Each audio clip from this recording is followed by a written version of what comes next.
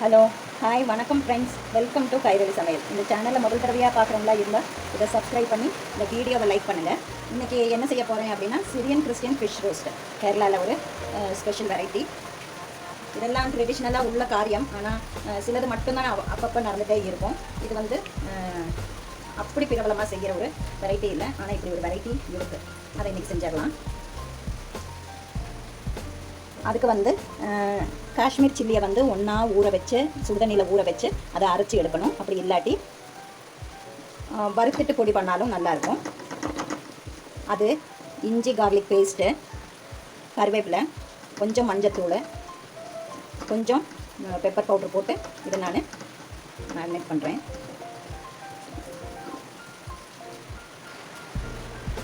நம்ம மஞ்சள் மீனை பெரட்டி வச்சோம்ல, அதை வந்து வறுத்தரணும். லேசாக வறுத்தா போதும். மூணில் 1 வறுத்தா போதும். எண்ணெய் நல்லா சூடாயிடுச்சு. இன்றைக்கி எடுத்துருக்கிற மீன் வந்து ஆகோலி வத்தியான்னு சொல்லிட்டு நல்ல மீன். இது ரொம்ப ஸ்பெஷலான மீன்.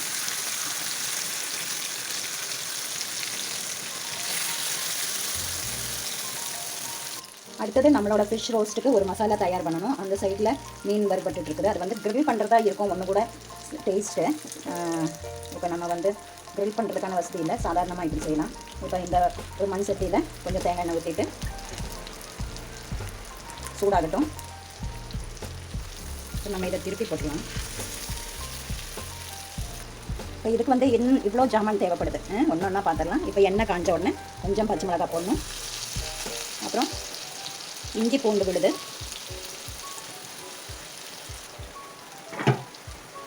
அடுத்தது வெங்காயம். 2 மீன் தானே இருக்குது, அதனால் பெரிய வெங்காயம், ஒரு சின்ன பெரிய வெங்காயம் எடுத்தால் போதும்.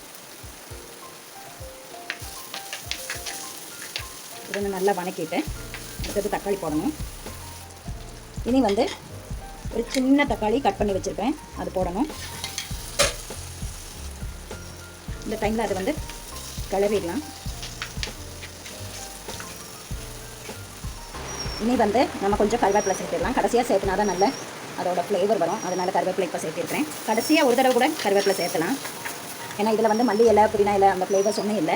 பெருஞ்சீரகத்தோட ஃப்ளேவர் மட்டும்தான், சோம்போட ஃப்ளேவர் மட்டும்தான். இப்போ இனி கொஞ்சம் மஞ்சத்தூள்,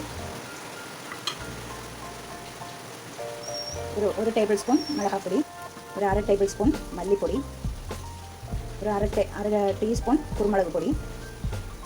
இது எல்லாம் நல்லா இன்னும் வணக்கிடணும்.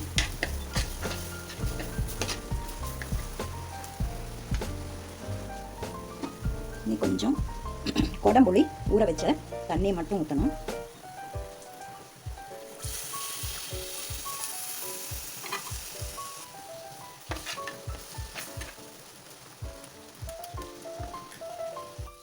இனி வந்து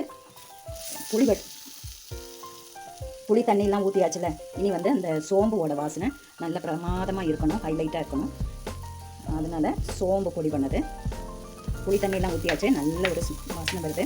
இனி வந்து கொஞ்சமாக தேங்காய் பால், கொதிச்சிடக்கூடாது, ஆஃப் பண்ணிடலாம். இனி ஒரு ஜாமான் கூட சேர்த்து, இனி கொஞ்சம் உப்பு சேர்த்திட்டு ஒரு முக்கியமான ஒரு ஐட்டம். இது வந்து தேங்காய் வந்து லைட்டாக ரோஸ்ட் பண்ணது.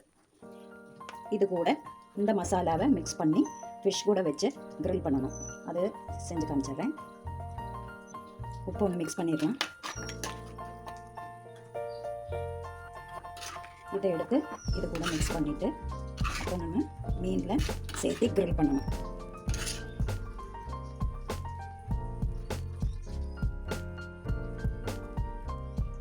இந்த மீன் வறுத்ததை இதில் வச்சு நம்ம மசாலாவை இதுக்கு மேலே வச்சு ரெடி பண்ணலாம். இப்போ நம்ம ரெடி பண்ணி வச்சிருந்த மசாலாவை இந்த மீனை வந்து தேய்ச்சி ரெடி பண்ணி வச்சுருக்கோம். இனி இதை வந்து க்ரில் பண்ணணும். அடியிலேருந்து சூடும் மேலே ஒரு மூடியும் போட்டு அதை க்ரில் பண்ணணும். இதை வந்து ஃபஸ்ட்டு போட்டுட்டு அதுக்கு மேலே நான் அடுத்தது வைக்கிறேன்.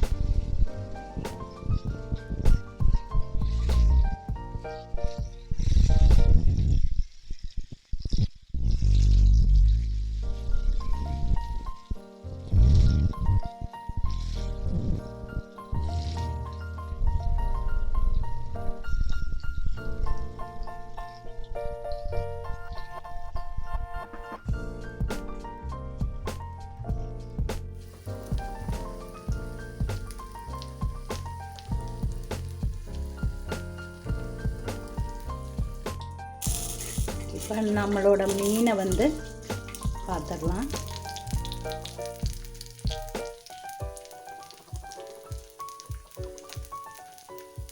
நல்ல வாசனையாக இருக்குது.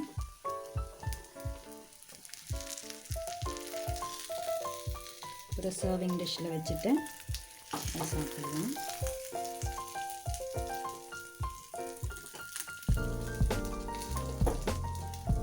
இது கூட கப்பை நல்லா இருக்கும். இது கப்பை கூட சாப்பிட்றதுக்கு ரொம்ப நல்லா இருக்கும். அதே சமயம் அப்பம் கூட சாப்பிட்றதுக்கும் ரொம்ப டேஸ்ட்டாக இருக்கும். இது ஒரு சின்ன ஒரு டிஷ்ஷு தானே. எல்லோரும் வீட்டில் இதை செஞ்சு பார்த்துட்டு கமெண்ட்டில் ஷேர் பண்ணுங்கள். நன்றி, வணக்கம்.